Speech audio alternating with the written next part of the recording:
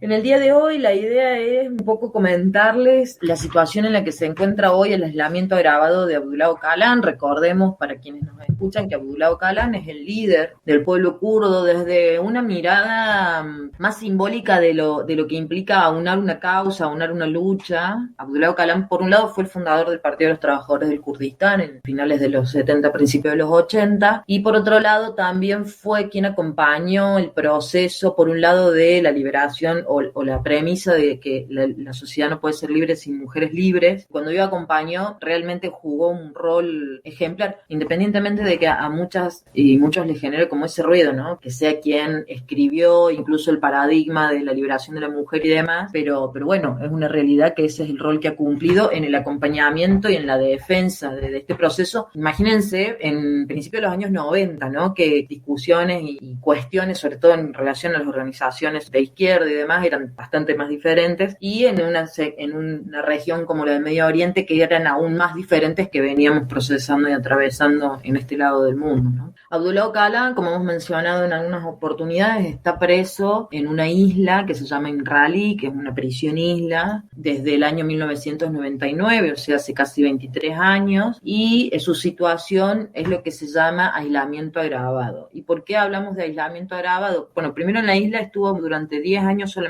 él, un poquito más de 10 años, creo que en el 2015 llevan a 3 presos políticos más, o sea que en este momento en toda una isla prisión hay 4 prisioneros políticos, y la situación a partir del 2015 en adelante se tornó insostenible. Desde el 2011 no puede ver a sus abogados y abogadas. En los últimos años, desde el 2015 en adelante, tampoco pudo ver a su familia, ninguna de los 4 presos políticos allí, y hace 2 años atrás, a través de una huelga de hambre a nivel internacional que duró casi un año, literalmente, encabezada por Leyla Güven, que es una parlamentaria del Partido Democrático de los Pueblos allí en Turquía, se logró una serie de visitas familiares que después se cortaron abruptamente con la excusa de la pandemia, y durante todo el tiempo del aislamiento de la pandemia solamente se lograron 2 comunicaciones telefónicas, en la cual en la última comunicación Öcalan le dijo a su hermano: todo bien, pero en estas condiciones no deberían aceptar que estas sean las condiciones, ¿no? Como un poco la idea de resistencia también pasa por el lugar de decir, bueno, no podemos aceptar las migajas del Estado porque no haya otra opción, sino seguir luchando por más, aunque esa opción todavía no llegue, porque fue una llamada telefónica de 5 minutos que se cortó muy abruptamente cuando Öcalan empezó a hacer estos planteos, y hoy por hoy nos encontramos en una situación donde realmente ni siquiera se sabe del estado de salud de Öcalan y de los otros 3 presos. Recordemos que son personas que, aparte de que han estado muchos años en prisión y en estas condiciones de encierro, son personas que ya tienen una edad avanzada,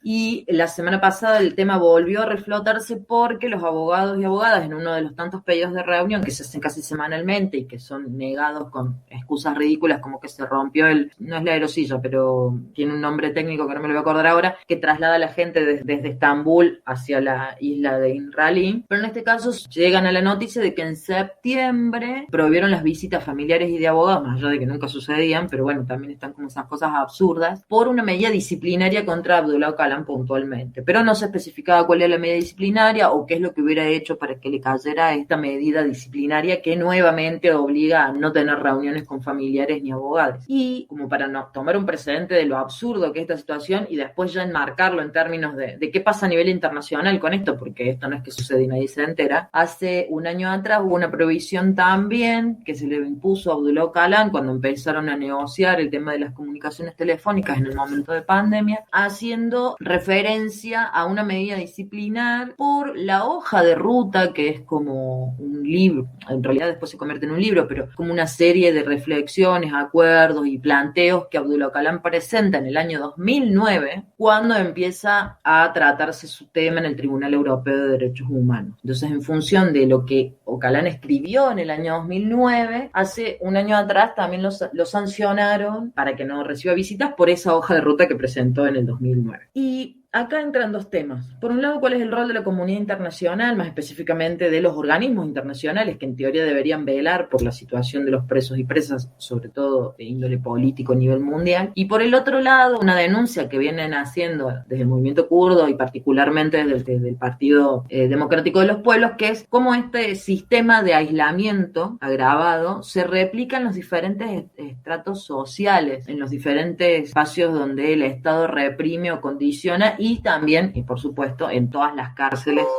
a nivel país, ¿no? En Turquía. Digo, incluso si uno tiene en cuenta de qué manera se bloquean las comunicaciones, se bloquean las visitas, cómo se agravan causas, por ejemplo, hay casos de parlamentarios y parlamentarias o de excoalcaldesas y excoalcaldes que se les cayó una causa porque no tenía pruebas y automáticamente le daban otra sobre algo que dijo en un Twitter en el año 1995 en referencia a, no sé, la muerte de alguien. Esta dinámica que termina llevando a condiciones de aislamiento, porque muchas veces hay penalidades hacia el interior de las cárceles totalmente ridículas y que no tienen ninguna razón de ser, vienen un poco replicándose de la manera en la que el Estado turco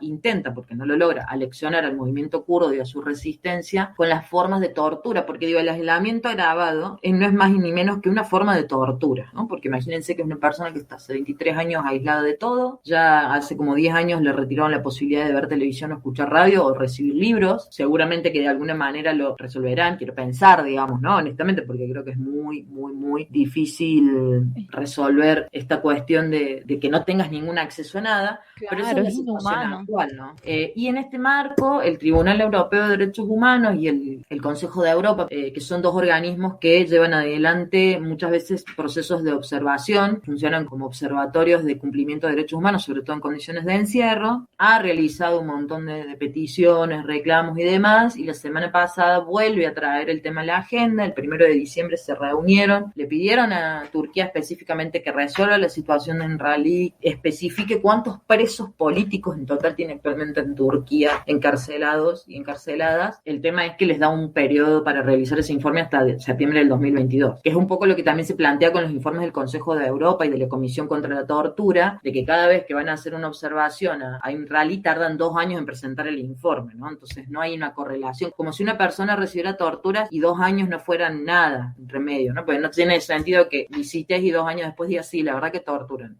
¿Cómo resulta eso en términos de la temporalidad de un cuerpo que está sufriendo y pasando por esa violación de derechos humanos? Entonces acá entran como varios factores en juego. ¿Qué rol cumplen estos organismos internacionales? O sea, ¿qué rol deberían cumplir? Porque en realidad están para eso. Y qué pasividad o directamente ignorar todo este tipo de peticiones, que obviamente yo, Turquía, ¿no? Digo, también las ignoraría si los informes demoran 2 años, si el 1 de diciembre de un año me dicen que tengo hasta septiembre del año siguiente para presentar informes en medio de una crisis político-económica y de derechos abrumadora en el país, donde constantemente las cosas cambian, ¿no? De hecho, estamos pensando que en septiembre del año que viene ya deberían al menos haber adelantado elecciones, que recién deberían ser en el 2024, porque la situación político-económica en el país es realmente insostenible. Obviamente con procesos inflacionarios y de crisis, diametralmente de crisis económicas hablo, ¿no? Bastante menores que las que estamos acostumbradas en Latinoamérica, pero que para una estructura económica de determinadas características es un impacto muy fuerte y sumado a todo lo demás es una olla a presión que una parte nos recuerda que ojalá estalle, ¿no? Lamentablemente, porque lo que sucede en estos casos frente a una comunidad internacional tan pasiva y silenciosa y a esta situación local, esta es la situación. Así que veremos qué sucede con estos nuevos pedidos del Tribunal Europeo de Derechos Humanos. Recordamos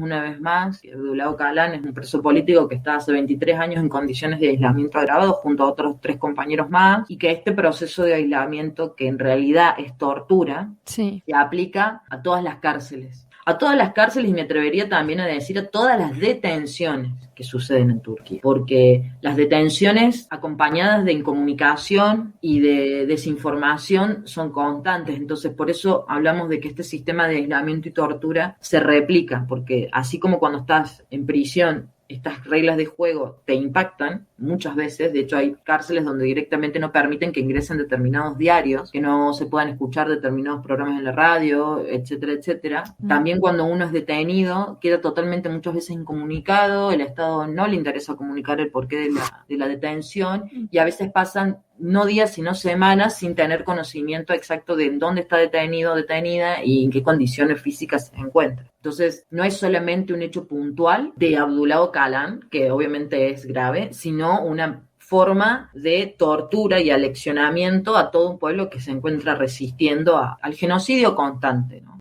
Enredando las Mañanas, el programa de la Red Nacional de Medios Alternativos.